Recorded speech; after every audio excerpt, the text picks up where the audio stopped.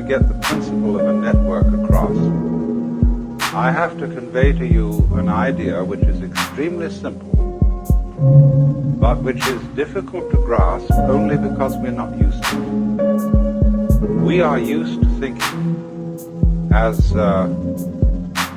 Westerners, as having a certain kind of language, and therefore a certain kind of logic that goes with it.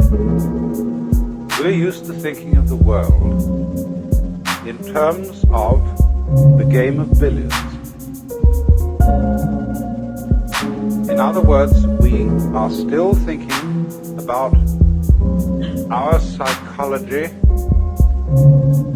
our bodies, and their relationship to the outside world in terms of what would scientifically be called Newtonian mechanics. I don't know if any of you here want to just do one more crack at this and then we'll move on to something else, but Chris, the question I asked you before, why don't you have to define it if you're going to some other planet to look for it? How do you know what you're looking for? I don't think we need to define it in order to be able to find it.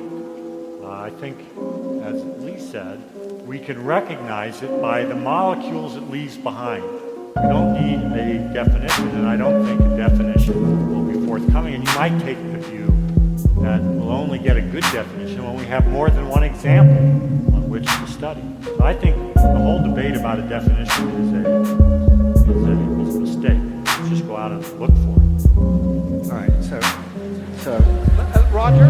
why did you call this thing What is Life, Lawrence? Well, because it's a good question, but I think, in fact, it can change. For example, let me throw it in a completely different direction. When computers become conscious, they will.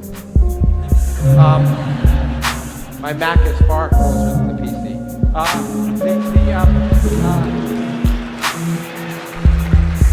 Will we call them life? And I think and they'll object if we don't, I suspect. I think the definition of life is a moving target.